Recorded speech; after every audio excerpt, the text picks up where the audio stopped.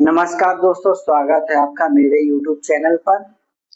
हम पिछले वीडियो में उत्तर प्रदेश लेखपाल से संबंधित जो सिलेबस है उसमें पर्यावरण पारिस्थितिकी एवं आपदा प्रबंधन के अंतर्गत पर्यावरण एवं पारिस्थितिकी समाप्त कर चुके थे। आज इस वीडियो में हम आपदा प्रबंधन पर चर्चा करेंगे। मेरे चैनल को सब्सक्राइब कर लें, जुड़े रहें मेरे साथ। दोस्तों, जानते हैं आपदा होती क्या है? तो किसी भी क्षेत्र में मानव या प्रकृति के कारणों से होने वाली ऐसी अनपेक्षित घटना जिसे सामान्य जीवन बुरी तरह प्रभावित हो, इसे आपदा कहेंगे। आपदा मानव निर्मित हो सकती है और प्राकृतिक भी हो सकती है, जैसे बाढ़ और भूकंप। ये प्राकृतिक आपदा है, जबकि सड़क दुर्घटना या परमाणु बम का विस्फोट मानव जनित आपदाएं हैं। दोस्तों, आपदा दो प्रकार की होती है। पहली प्राकृतिक आपदा और दूसरी मानव निर्मित आपदा। प्राकृतिक आपदा वो है जो प्लेटों के विवर्तन से या प्लेटों की हलचल से या भूगर्भीय गतिविधियों या किसी भी प्राकृतिक कारण से जब सामान्य जनजीवन प्रभावित हो बुरी तरह, तो उसे प्राकृतिक आपदा कहेंगे, जैसे कि भूकंप का आना, ज्वालामुखी का फटना और बाढ़ का आना। जबकि जो मानव निर्मित आपदाएं होंगी, ये मनुष्यों के क्रियाकलापों से, उनकी असावधानी से या उनकी विफलताओं से होने वाली आपदाएं होती हैं, जैसे परमाणु बम का विस्फोट या सड़क दुर्घटना या किसी बिल्डिंग में आग लगना। दोस्तों, बात की जाए आपदा प्रबंधन की, मतलब आपदा प्रबंधन क्या है? तो आपदा पीड़ित क्षेत्र में सरकारी या गैर सरकारी संगठन अर्थात सहकारी संगठन और निजी क्षेत्र दोनों के द्वारा की जाने वाली मदद या व्यवस्था, जिसकी वजह से आपदा में होने वाला नुकसान कम हो या उसे बिल्कुल समाप्त किया जा सके, उसे आपदा प्रबंधन कहते हैं।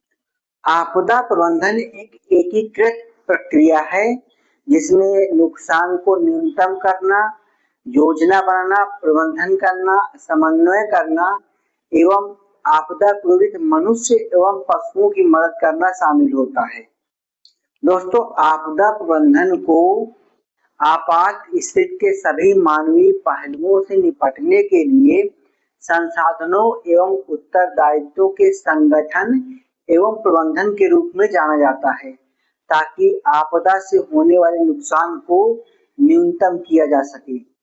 आप यह वीडियो मेरे YouTube चैनल में देख रहे हैं और इसे सब्सक्राइब करना बिल्कुल भी ना भूलें। आपदा प्रबंधन में क्या क्या शामिल है, इसे बेहतर तरीके से समझने के लिए आप ये ग्राफ देख सकते हैं, जिसमें पहले नंबर पर है आपदा से प्रभावित हुए लोगों, गांवों और बस्तियों को पुनः बसाना, जबकि दूसरे नंबर पर शामिल है आपदा आने से पूर्व आपदा से निपटने की तैयारी करना।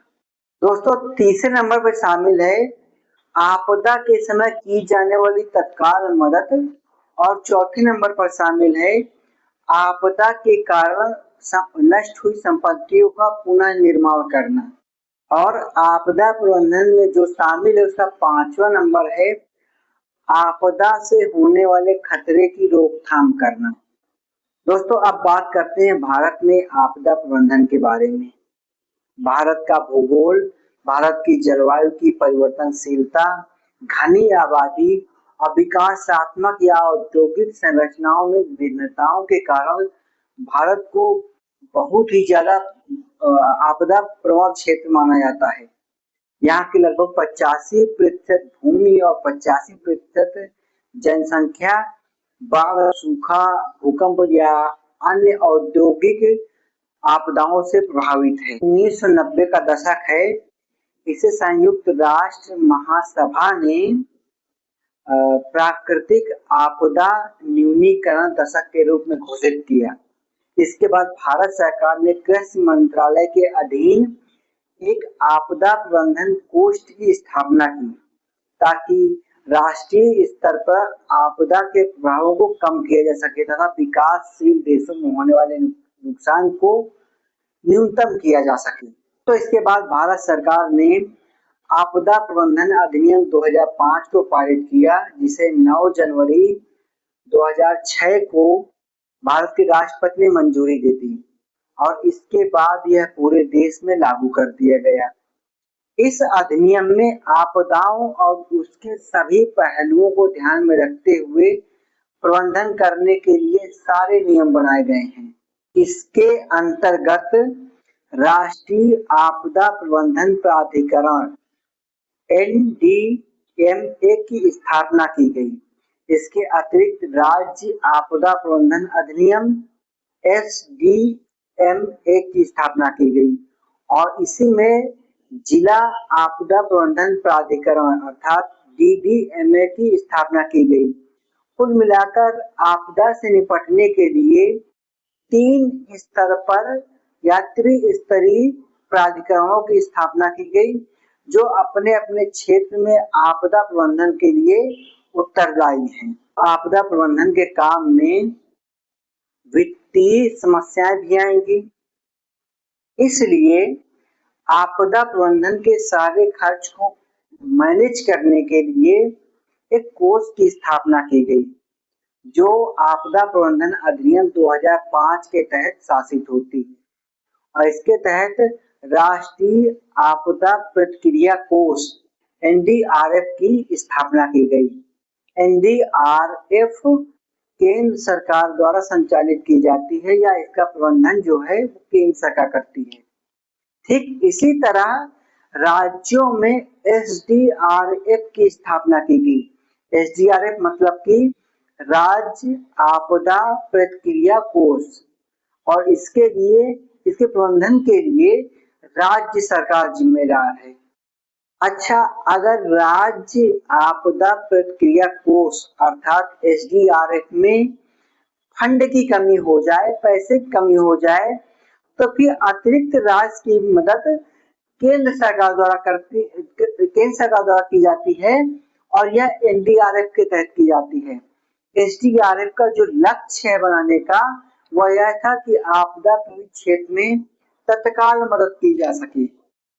दोस्तों, आपदा प्रबंधन की संरचना को समझने के लिए आसानी से आप इस ग्राफ को देखिए। इसमें आपदा प्रबंधन की संरचना को 4 हिस्सों में बांटा गया है। पहला है राष्ट्रीय आपदा प्रबंधन प्राधिकरण, दूसरा है राज्य आपदा प्रबंधन प्राधिकरण और तीसरा है जिला आपदा प्रबंधन प्राधिकरण।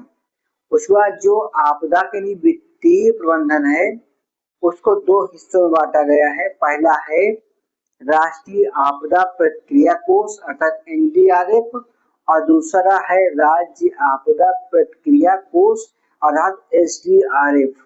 बात करते हैं राष्ट्रीय आपदा प्रबंधन प्राधिकरण के बारे में अर्थात NDMA के बारे में। तो आपको बता दूं कि यह भारत में आपदा प्रबंधन के लिए सर्वोच्च संस्था है और इसका जो गठन किया गया था वो राष्ट्रीय आपदा प्रबंधन अधिनियम 2005 के तहत किया गया था।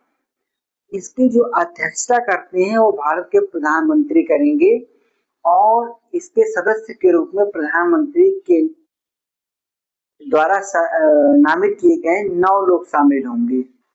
दोस्तों, राष्ट्रीय आपदा प्रबंधन प्राधिकरण की शुरुआत 2009 में आपदा प्रबंधन पर राष्ट्रीय नीति अर्थात NPTM के साथ हुई थी।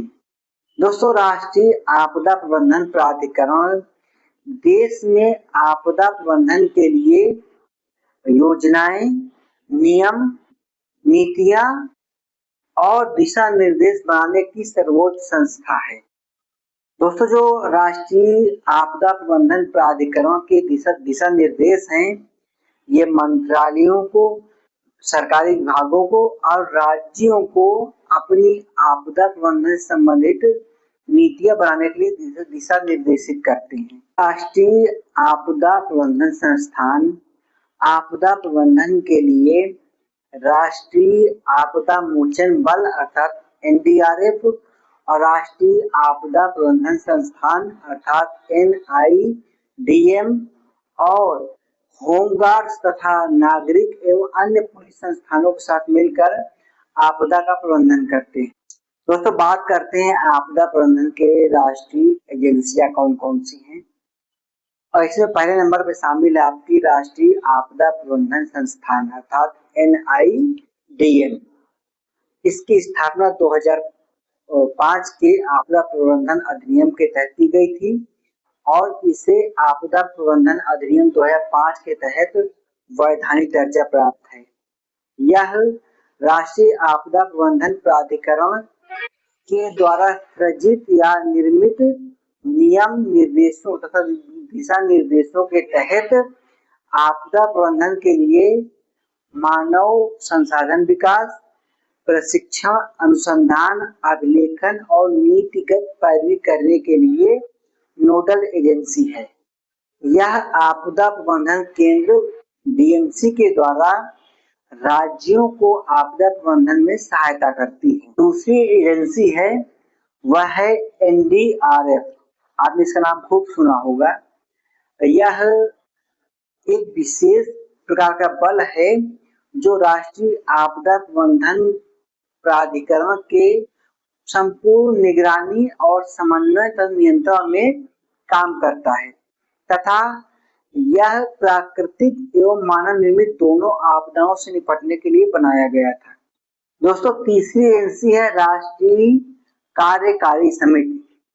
इसकी अध्यक्षता केंद्रीय गृह सचिव करते हैं और इसका गठन भी आपदा प्रबंधन अधिनियम 2005 के तहत किया गया था।